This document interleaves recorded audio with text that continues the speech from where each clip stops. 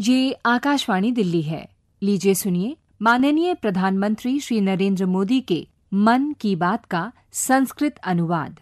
मम प्रियाः देशवासिनः नमस्कारः। मन की बात कार्यक्रमे पुनरेकवारं भवतां स्वागतम्। एवं तु मन की बात कार्यक्रमः प्रतिवारं मासस्य अन्तिमे रविवासरे भवति, परम् एतद्वारं सप्ताहपूर्वमेव जायमानः अस्ति।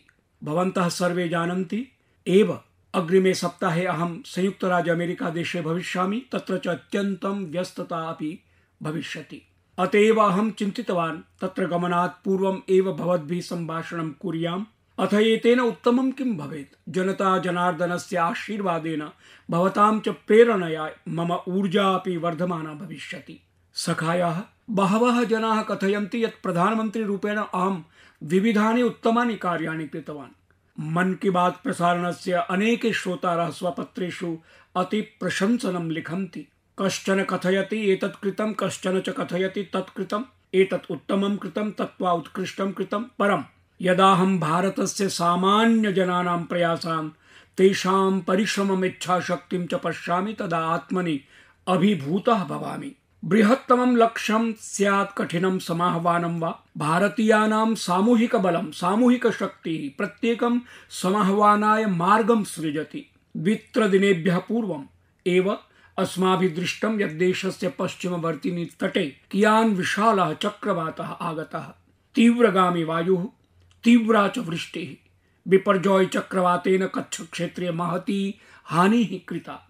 परं कच्छ क्षेत्रवासिभिः साहसपूर्वकं सज्जतया च एतस्य भीषण चक्रवातस्य यत् साम्मुख्यं कृतं तत् अभूतपूर्वमस्ति।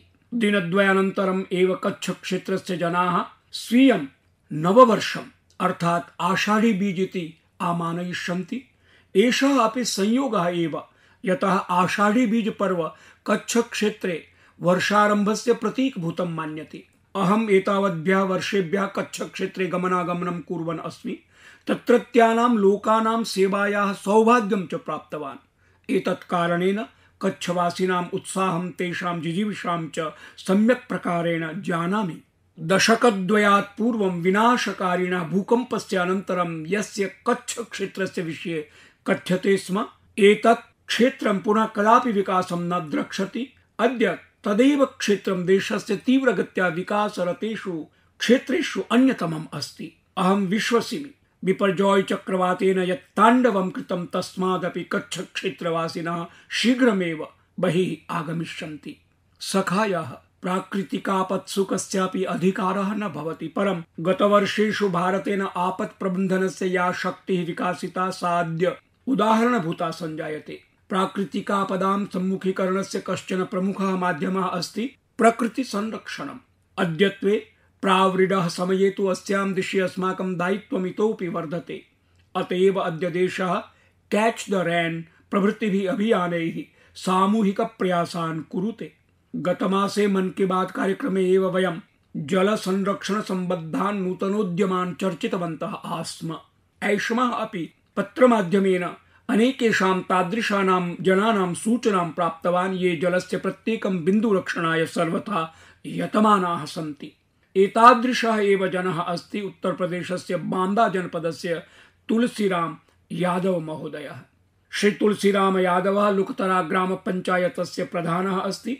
भवन्तः अपि जानन्ति यत् बांदा जनपदे बुन्देलखण्ड क्षेत्रे च जलार्थं कियत् काठिन्यं भवति। एतत् समाह्वानम् अतिक्रान्तुं तुलसीराम महोदयेन ग्रामवासिभिः सह मिलित्वा क्षेत्रे 40 अधिकाः तडागाः निर्मिताः। तुलसीरामवर्यः स्वकीय अभियानस्य आधारं स्थापितवान्। क्षेत्रस्य जलं क्षेत्रे, ग्रामस्य जलं ग्रामे चेति। अद्य तस्य परिश्रमस्य एव फलमस्ति यत् तदीये ग्रामे भूजलस्तरं सम्यक् जायमानमस्ति। एवमेव उत्तरप्रदेशस्य हापुड़ जनपदे जनैः मिलित्वा विलुप्ता काचित् नदी पुनर्जीविता। अत्र पूर्वकाले नीम नाम्नि काचित् नदी आसीत्। गच्छता कालेन सा लुप्ता जाता, परं स्थानीयानां स्मृतिषु जनकथासु च सा सर्वदा विद्यमाना अवर्तत। अन्ततः जनैः एतत् प्राकृतिकं रिक्थं पुनः सजीवं कर्तुं सङ्कल्पितम्। जनानां सामूहिक प्रयासेन अधुना नीम नदी पुनः जीवनं प्राप्नुवती अस्ति। नद्याः उद्गमस्थलम् अमृत सरोवरत्वेन अपि विकास्यमानमस्ति। सखायः एताः नद्यः एताः प्रणालिकाः एते च सरोवराः केवलं जलस्रोतांसि एव नैव भवन्ति अपितु एतैः जीवनस्य वर्णाः भावना च सम्पृक्ताः भवन्ति। एतादृशमेव दृश्यम् अनतिचिरमेव महाराष्ट्रे दृष्टिं गतम्। एतत् क्षेत्रम् आधिक्येन शुष्कतां सम्मुखीकरोति। 5 दशकानां प्रतीक्षायाः अनन्तरं नीलवण्डे डैम् इति जलप्रणालिकायाः कार्यम् अधुना पूर्णतां गतम्। कतिपयदिनेभ्यः पूर्वं परीक्षणावधौ नद्यां प्रवाहः स्थापितः आसीत्। एतस्मिन् अवधौ यानि चित्राणि आगतानि तानि अत्यन्तं भावुकान् कुर्वन्ति। होलिकायाः दीपावल्याः च पर्ववत् ग्रामवासिनः आन्दोलिताः आसन्। सखायः यदा प्रबन्धनस्य विषयः स्यात् तदाहम् अद्य छत्रपतिं शिवाजी महाराजमपि स्मरिष्यामि। छत्रपति शिवाजी महाराजस्य वीरतया सुशासनेन प्रबन्धकौशलेन चापि विशिष्टं किञ्चित् अध्येतुम् अवसरः भवति। विशेषरूपेण जलप्रबन्धनाय नौसेनायै च छत्रपति शिवाजी महाराजेन यत् कार्यं कृतं तत् अद्यापि भारतीय इतिहासस्य गौरवं विवर्धयति। तेन निर्मापिताः जलदुर्गाः अनेक शताब्दानन्तरं समुद्रे अधुनापि दृढतया स्थिताः सन्ति। एतस्य एव मासस्य आरम्भे छत्रपति शिवाजी महाराजस्य राज्याभिषेकस्य 350 वर्षाणि पूर्णानि जातानि। अयं हि अवसरः महापर्वरूपेण आचर्यमाणम् अस्ति। अत्रावधौ महाराष्ट्रस्य रायगढ़ दुर्गे एतेन सम्बद्धानां भव्यकार्यक्रमाणाम् आयोजनं कृतम्। अहं स्मरामि अनेकवर्षेभ्यः पूर्वं 14,200 वर्षे रायगढ़ं गन्तुम् अवसरं प्राप्तवान्। तस्यां पवित्रभूमौ नमनाञ्जलिं प्रस्तोतुं सौभाग्यं प्राप्तवान्। एतत् अस्माकं सर्वेषां कर्तव्यमस्ति यत् एतस्मिन् अवसरे वयं छत्रपति शिवाजी महाराजस्य प्रबन्धनकौशलं जानीयाम ततः आत्मानं च शिक्षयेम। एतेन अस्मत्सु स्वरिक्थविषये गर्वानुभूतिः भविष्यति। भविष्याय च कर्तव्यानां प्रेरणा अपि प्राप्स्यते। मम प्रियाः देशवासिनः, भवन्तः रामायणस्य तस्य लघोः चिक्रोडस्य विषये अवश्यं श्रुतवन्तः स्युः यः रामसेतोः निर्माणे साहाय्यार्थम् अग्रे आगतः आसीत्। कथनस्य अभिप्रायः एषः यत् यदा भावः स्वच्छः प्रयत्नेषु च प्रामाणिकता स्यात् तदा पुनः किमपि लक्ष्यं कठिनं न भवति। भारतमद्यापि अनेनैव भावेन महत् समाह्वानं सम्मुखीकुर्वत् वर्तते। एतत् पान्थाह्वानं वर्तते क्षयसम्बद्धरोगः यश्च टीबी इति कथ्यते।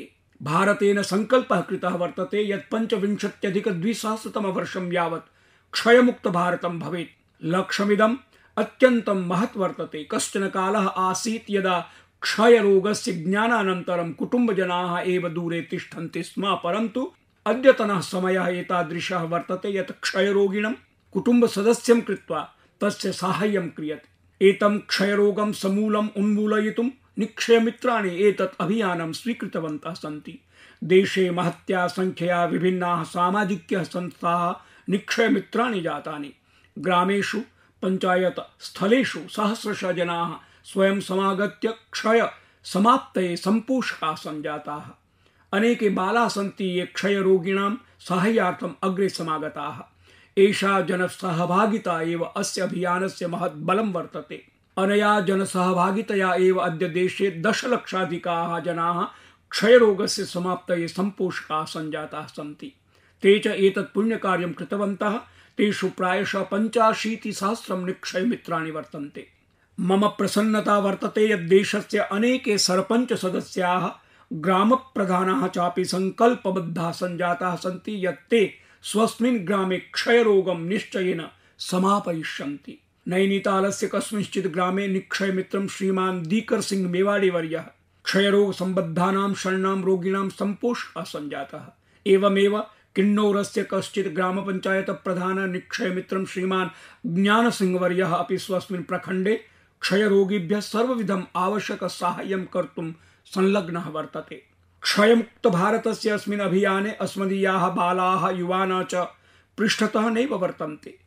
हिमाचल प्रदेशस्य ऊना जनपदस्य 7 वर्षीयायाः पुत्र्याः नलिनी सिंहस्य वैशिष्ट्यानि अवलोक्यता। पुत्री नलिनी स्वस्य पॉकेट मनी इति कोशसम्बद्धेन धनेन क्षयरोगिभ्यः साहाय्यं करोति। भवन्तः जानन्ति यत् बालाः धनसंग्रह गोलकं कियत् प्रीणन्ति, परन्तु मध्यप्रदेशस्थस्य कटनी जनपदस्य 13 वर्षीया मीनाक्षी, पश्चिमबंगस्थस्य डायमंड हार्बरस्य 11 वर्षीयः बश्वर मुखर्जी च उभे अपि भिन्नौ बालौ स्तः। एतौ बालौ स्वीयानि धनसंग्रह गोलक संबद्धानि रूप्यकाणि अपि क्षयमुक्त भारतस्य अभियाने अस्मिन् योजितवन्तौ स्तः। एतानि सर्वाण्यपि उदाहरणानि भावुकता संभरितानि अत्यन्तं प्रेरकाणि च सन्ति। अल्पे वयसि महतः विचारवतः एतान् सर्वान् बालान् अहं हार्दं प्रशंसामि। मम प्रियाः देशवासिनः, अस्माकं भारतवासिनां स्वभावः भवति यद् वयं सर्वदा अभिनवानां विचाराणां स्वागताय सिद्धाः भवामः। वयं स्वीयं वस्तु विषयं वा प्रीणीमः, किंच नूतनं वस्तु विषयं वा आत्मसात् अपि कुर्मः। अस्यैव उदाहरणं वर्तते जापानस्य मियावाकी प्रविधिः। यदि कस्यचित् क्षेत्रस्य मृत्तिका उर्वरा नास्ति तर्हि मियावाकी प्रविधिः तत् क्षेत्रं पुनरपि उर्वरं कर्तुम् अत्यन्तम् उपयुक्तः भवति। मियावाकी अरण्यं वेगेन प्रसरति, किंच 2-3 दशकेषु जैव विविधतायाः केन्द्राणि विनिर्मितानि भवन्ति। सम्प्रति अस्य प्रसारः महता वेगेन भारतस्य विविधेषु क्षेत्रेषु सञ्जायते। अस्माकं केरलस्थः एकः शिक्षकः श्रीमान् राफीरामनाथवर्यः अनेन प्रविधिना अस्य क्षेत्रस्य चित्राणि एव परिवर्तितवान्। वस्तुतस्तु रामनाथवर्यः स्वीयेभ्यः छात्रेभ्यः प्रकृतिपर्यावरणयोः विषये प्रबोधयितुम् इच्छति स्म। एतदर्थं सः औषधीयोद्यानम् एव विनिर्मितवान्। तदीयम् औषधीयोद्यानम् अधुना किञ्चन जैववैविध्यक्षेत्ररूपेण विनिर्मितं वर्तते। तदीयया एतया सफलतया तेभ्यः छात्रेभ्यः इतोपि सम्प्रेरणा समुपलब्धा। तदनन्तरं राफीवर्यः मियावाकी प्रविध्या किञ्चन लघु अरण्यं कृतवान्, किञ्च एतस्मै नाम कल्पितवान् विद्यावनम् इति। एतावत् उत्तमं नाम एकः शिक्षकः एव कल्पयितुं शक्नोति, विद्यावनम् इति। रामनाथवर्यस्य अस्य विद्यावनस्य लघुस्थले 15,000 प्रकारकाः 50,400 वृक्षाः आरोपिताः वर्तन्ते। तदीयाः छात्राः अपि एतेषां संरक्षणे संवर्धने च तस्य सहयोगं कुर्वन्ति। एतत् उत्तमं स्थलं द्रष्टुं समीपस्थानां विद्यालयीयानां बालानां सामान्य नागरिकाणां च महान् सम्मर्दः सञ्जायते। मियावाकी अरण्यानि कस्मिन्नपि स्थले नगरेषु वा सरलतया संवर्धयितुं शक्यते। कानिचन दिनानि पूर्वमेव अहं गुजराते केवडिया स्थलस्य एकता नगरे मियावाकी अरण्यस्य उद्घाटनं कृतवान् आसम्। कच्छ क्षेत्रेपि 1200 वर्षे भूकम्पे आहतानां जनानां स्मृतौ मियावाकी पद्धत्या स्मृतिवनं निर्मितम्। कच्छ सदृशे स्थले अस्य साफल्यम् एतद्योतयति यत् कठिनतमे प्राकृतिक परिवेशे अपि एषः प्रविधिः कियान् प्रभावी वर्तते। अनेनैव प्रकारेण अम्बाजी पावागढयोः अपि मियावाकी प्रविध्या वृक्षाः आरोपिताः वर्तन्ते। मया ज्ञातमस्ति यत् लखनऊस्थे अलीगंजे अपि एकं मियावाकी उद्यानं सज्जीक्रियते। विगतेषु 4 वर्षेषु मुम्बय्यां तत्पार्श्वस्थेषु क्षेत्रेषु च एतादृशानां 6 अरण्यानां सन्दर्भे कार्यं कृतमस्ति। सम्प्रति तु एषः प्रविधिः सम्पूर्णाय विश्वस्मै रोचते। सिंगापुर, पेरिस, ऑस्ट्रेलिया, मलेशिया सदृशेषु अनेकेषु देशेषु अस्य प्रविधेः महता प्रमाणेन उपयोगः सञ्जायते। अहं देशवासिभ्यः विशेषतया नगरेषु निवसद्भ्यः जनेभ्यः साग्रहं कथयामि यत् ते मियावाकी प्रविधिविषये ज्ञातुम् अवश्यं प्रयतेरन्। अनेन माध्यमेन भवान् स्वीयायाः भूमेः प्रकृतेः च हरितायै, भरितायै, स्वच्छतायै च अमूल्यं योगदानं कर्तुं प्रभवन्ति। मम प्रियाः देशवासिनः, अद्यत्वे अस्माकं देशे जम्मूकश्मीरस्य विषये बहु चर्चा भवति। कदाचित् वर्धमानस्य पर्यटनस्य कारणेन, कदाचित् G20 इत्यस्य प्रकृष्टा योजनानां कारणेन। किञ्चित् कालपूर्वं मया भवद्भ्यः मन की बात प्रसारणे उक्तमासीत् यत् कश्मीरस्य नादरूः देशात् बहिरपि विदेशेभ्यः बहु रोचते। साम्प्रतं जम्मूकश्मीरस्य बारामुला जनपदस्य जनैः अद्भुत कार्यं प्रस्तुतमस्ति। बारामुला जनपदे कृषिकार्यं तु चिरकालेन सम्पाद्यते, परमत्र दुग्धस्य अभावः वर्तते स्म। बारामुला वास्तव्यैः एतदाह्वानम् अवसरत्वेन स्वीकृतम्। अत्र बहुसंख्यजनैः दुग्धोत्पादनम् आरब्धम्। कार्येऽस्मिन् अत्रत्याः महिलाः अग्रे आगताः। यथा एका भगिनी इशरत नबी अस्ति, इशरतः स्नातिका अस्ति, तया च मीर सिस्टर्स डेयरी फार्म नाम्नी दुग्धशाला स्थापिता। तस्याः दुग्धशालातः प्रतिदिनं प्रायः 150 लीटर मितं दुग्धं विक्रीयते। एवमेव सोपोर नगरतः एकं मित्रं वसीम अनायतः अस्ति। वसीमः प्रायेण 24 पशूनां पालनं करोति। प्रतिदिनं च 200 लीटर मितं दुग्धं विक्रीणाति। अन्येकः युवकः आबिद हुसैनः अपि दुग्धोत्पादनं करोति। एतेषां कार्यमपि प्रभूतं विकसद् अस्ति। एतादृशानां जनानां परिश्रमेण बारामुला नगरे प्रतिदिनं 5.5 लाख लीटर मितं दुग्धोत्पादनं भवति। सम्पूर्णः बारामुला जनपदः नूतनायाः श्वेतक्रान्तेः प्रतीकः भवति। विगत 2.5-3 वर्षेषु 500तः अधिका दुग्धशाला अत्र स्थापिताः। बारामुला जनपदस्य दुग्धोद्योगः एतस्य तथ्यस्य साक्ष्यमस्ति यदस्माकं देशस्य प्रत्येकं भागः कियान् सम्भावनापूर्णः अस्ति। कस्यचिदपि क्षेत्रस्य जनानां सामूहिकी इच्छाशक्तिः किञ्चिदपि लक्ष्यम् अधिगम्य दर्शयितुं शक्नोति। मम प्रियाः देशवासिनः, अस्मिन्नेव मासे क्रीडा जगता भारतस्य कृते महत् सुवृत्तं समानीतम्। भारतीयदलेन प्रथमवारं महिला जूनियर एशिया कप स्पर्धायां विजयम् अधिगम्य त्रिरङ्गध्वजस्य वैभवम् अभिवर्धितम्। अस्मिन्नेव मासे अस्माकं पुरुष हॉकी क्रीडक दलेनापि जूनियर एशिया चषकः विजितः।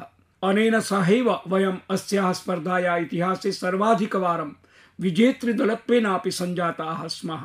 अस्माकं कनिष्ठेन दलेनापि कनिष्ठ शूटिंग विश्वचषक क्रीडायाम् अद्भुतं प्रदर्शनं कृतम्।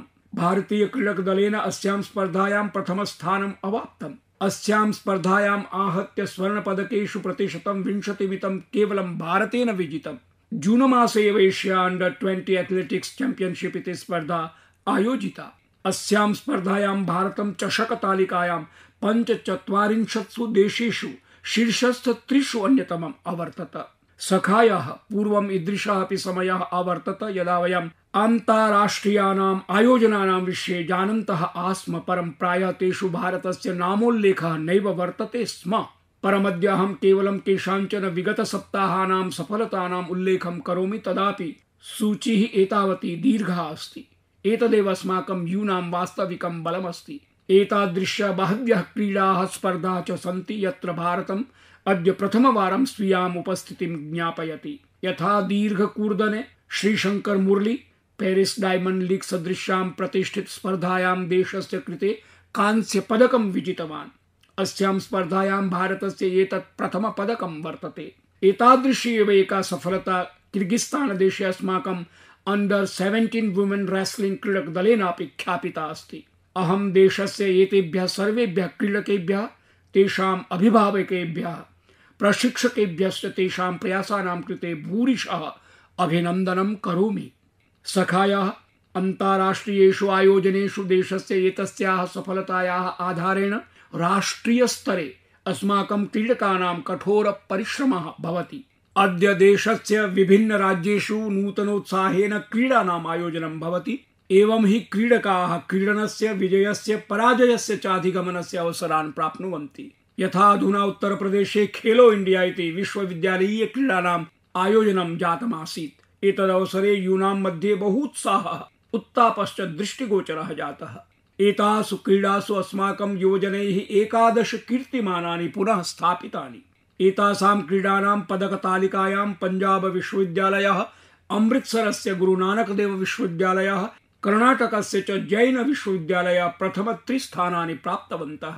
सखायाः एतादृशीनां स्पर्धानां प्रमुख पक्षः अस्ति यद् एताभिः युव क्रीडकानां बहवः प्रेरक प्रसंगाः सम्मुखी भवन्ति। खेलो इंडिया विश्वविद्यालय क्रीडानां रोइंग स्पर्धायाम् असम राज्यस्य कॉटन विश्वविद्यालयस्य अन्यतम राजकुमारः प्रथमः दिव्यांग क्रीडकः अभवत्, येन अस्यां भागः गृहीतः। बरकतुल्लाह विश्वविद्यालयस्य निधि पवैया जानु मध्ये गभीर क्षते सत्यपि शॉटपुट क्रीडायां स्वर्ण पदकं विजेतुं समर्था अभवत्। सावित्रीबाई फुले पुणे विश्वविद्यालयस्य शुभम भंडारे गतवर्षे पादगुम्फे विकृतिवशात् बेंगलुरु नगरे निराशाम् अवाप्नोत्, परमस्मिन् समये स्टीपल चेस इत्यस्य स्वर्ण पदक विजेता सञ्जातः। वर्धमान विश्वविद्यालयस्य सरस्वती कुंडुः आत्मनः कबड्डी दलस्य नायिका अस्ति। असौ अनेकानि कष्टानि लङ्घयित्वा अत्र सम्प्राप्ता अस्ति। उत्तम प्रदर्शनकर्तारः बहवः क्रीडकाः टॉप्स् इति योजनया अपि बहु साहाय्यं प्राप्नुवन्ति।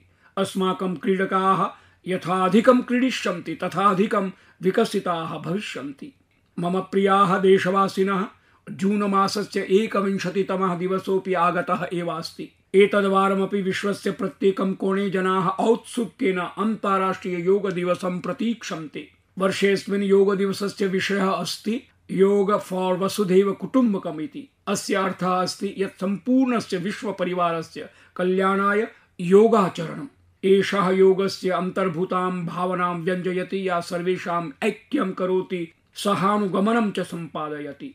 यथा पूर्वं समयेऽस्मिन्नपि देशस्य प्रत्येकं कोणे योगसम्बद्धाः कार्यक्रमाः आयोजयिष्यन्ते। सखायः, अस्मिन् समये अहं न्यूयॉर्क नगरे संयुक्तराष्ट्रमुख्यालये आयोजिते योग दिवस कार्यक्रमे भागग्रहणस्य अवसरं प्राप्स्यामि। अहं पश्यामि यत् सामाजिक सञ्चारमाध्यमेषु अपि योग दिवसस्य विषये प्रचण्डोत्साहः वर्तते। सखायः, अहं भवद्भ्यः सर्वेभ्यः आग्रहं करोमि यत् भवन्तः स्वजीवने योगम् अवश्यं स्वीकुर्वन्तु। एतं च स्वीयायाः दिनचर्यायाः अङ्गभागं कुर्वन्तु। यदि भवन्तः आसाम्प्रतमपि योगेन सम्बद्धाः नैव सन्ति तर्हि आगामिनः जून मासस्य 21 दिनाङ्कः अस्य सङ्कल्पस्य महान् अवसरः अस्ति। यद्यपि योग सम्पादने बहूनां संसाधनानाम् आवश्यकता न भवति, तथापि यदा भवन्तः योगाभ्यासेन संयुक्ताः भविष्यन्ति तदा जीवने महत् परिवर्तनम् अनुभविष्यन्ति। मम प्रियाः देशवासिनः, परश्वः अर्थात् जून मासस्य 20 तिथौ ऐतिहासिक्याः रथयात्रायाः दिवसः अस्ति। सम्पूर्ण विश्वे रथयात्रायाः अद्वितीय परिचयः अस्ति। भगवतः जगन्नाथस्य रथयात्रा देशस्य विभिन्नेषु राज्येषु महता औपचारिकतया सम्पाद्यते। ओडिशा राज्यस्य पुरी नगरस्य रथयात्रा तु स्वयमेव अद्भुता भवति। यदा अहं गुजराते आसं तदा अहमदाबादस्य विशाल रथयात्रायां भागग्रहणस्य अवसरः प्राप्यते स्म। एतासु रथयात्रासु यथा देशस्य प्रत्येकं समाजस्य वर्गस्य च जनाः सहभागिनः भवन्ति, तत् स्वयमेव अनुकरणीयं भवति। एषा हि रथयात्रा आस्थया साकम् एक भारतं श्रेष्ठ भारतम् इत्यस्य प्रतिबिम्बरूपा अपि अस्ति। अस्मिन् शुभावसरे भवद्भ्यः सर्वेभ्यः मम भूयस्य शुभकामनाः। अहं कामये यत् भगवान् जगन्नाथ सर्वेभ्यः देशवासिभ्यः सुस्वास्थ्यस्य सुख समृद्धेः च आशीर्वादं प्रयच्छतु। सखायः, भारतीय परंपरया संस्कृत्या च सम्बद्धानाम् उत्सवानां चर्चां कुर्वन्नहं देशस्य राजभवनेषु आयोजितानां रोचकानां कार्यक्रमाणाम् अपि उल्लेखम् अवश्यं करिष्यामि। साम्प्रतं देशे राजभवनानाम् अभिज्ञानं सामाजिकैः विकासकार्यैः चापि सञ्जायते। अद्य अस्माकं राजभवनानि क्षयरोगमुक्त भारताभियानस्य प्राकृतिक कृषि सम्बद्धस्य अभियानस्य च ध्वजवाहकानि सञ्जातानि। विगते गुजरात, गोवा, तेलंगाना, महाराष्ट्र, सिक्किम राज्यानां स्थापना दिवसाः विभिन्नैः राजभवनैः येन उत्साहेन आचरिताः तत् आत्मन्येव उदाहरणं वर्तते। एषः अद्भुतः उपक्रमः अस्ति यः एक भारतं श्रेष्ठ भारतमिति भावं संबलयति। सखायः, भारतं लोकतन्त्रस्य जननी अस्ति। वयम् आत्मीयान् लोकतान्त्रिक आदर्शान् सर्वोपरि मन्यामहे। स्वीयं संविधानं च सर्वोच्चं स्वीकुर्मः। अतः वयं जून मासस्य 25तमं दिनाङ्कमपि कदापि विस्मर्तुं नैव शक्नुमः।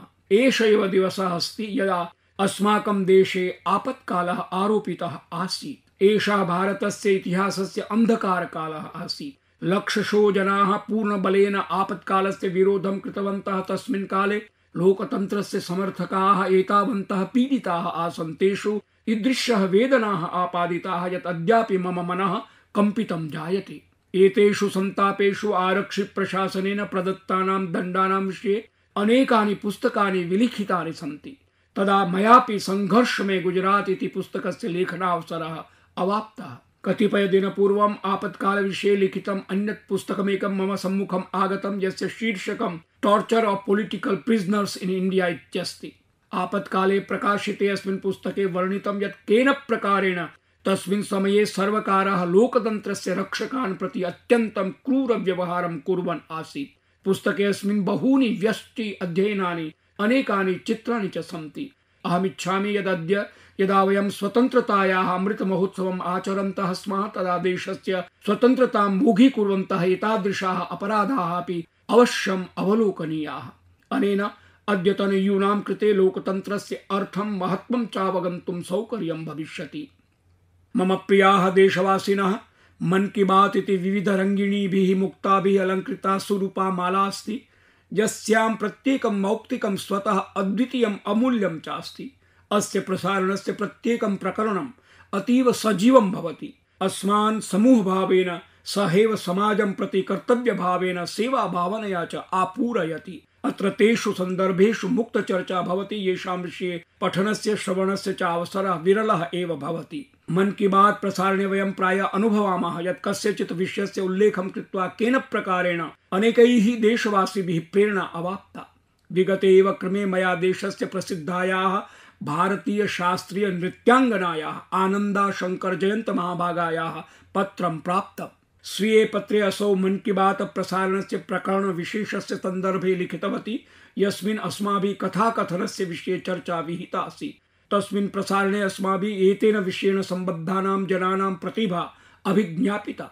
मन की बात प्रसारणेन तेन प्रेरिता भूत्वा आनंदा शंकर जयंत महोदया कुट्टी कहानी इत्येकस्य कथासंग्रहस्य उपकल्पनं कृतवती। एषः बालकानां कृते विभिन्नभाषाणां कथानाम् उत्कृष्टः संग्रह अस्ति। एषः प्रयासः एतेनापि कारणेन श्रेष्ठः अस्ति यद् एतेन अस्माकं बालकेषु स्वीयां संस्कृतिं प्रति आसक्तिः गभीरतरा जायते। तया एतासां कथानाम् अनेकानि रुचिकराणि चलच्चित्राणि अपि आत्मनः यूट्यूब चैनल माध्यमेन प्रसारितानि सन्ति। अहम् आनंदा शंकर जयंत महोदयायाः एतस्य प्रयासस्य विशेष चर्चां कृतवान्, यतोहि एतद् दृष्ट्वा अहमपि बहु प्रसन्नः अभवम् यत् कथं देशवासिनां सत्कर्माणि अन्येभ्यः कृतेपि प्रेरणास्पदानि भवन्ति। एतेन सुबहु अधिगम्य तेपि स्वीयेन कौशलेन देशस्य समाजस्य च कृते किमपि श्रेष्ठतरम् आचरितुं प्रयतन्ते। एषैव हि भारतीयानां समूह शक्तिः अस्ति, या देशस्य विकासे नूतनां शक्तिं सञ्चारयति। मम प्रियाः देशवासिनः, अस्मिन् समये मया सह मन की बात इत्यत्र एतावदेव। आगामिनि काले नूतन विषयैः सह भवद्भिः पुनर्मेलनं भविष्यति। वर्षायाः समयः अस्ति इति कृत्वा आत्मनः स्वास्थ्यस्य सम्यक् अवधानं कुर्वन्तु, सन्तोलितं खादन्तु, स्वस्थाः च तिष्ठन्तु। आम्, योगाभ्यासम् अवश्यं कुर्वन्तु। साम्प्रतम् अनेकेषु विद्यालयेषु ग्रीष्मावकाशाः अपि समाप्ताः जायन्ते। अहं बालान् कथयामि यत् गृहकार्यम् अन्तिमदिनं यावत् विलम्बायितं न कुर्वन्तु। कार्यं सम्पादयित्वा निश्चिन्ता भवन्तु। भूयांसः धन्यवादाः। अभी आप माननीय प्रधानमंत्री श्री नरेंद्र मोदी के मन की बात का संस्कृत अनुवाद सुन रहे थे। ये कार्यक्रम आकाशवाणी के दिल्ली केंद्र से प्रसारित किया गया।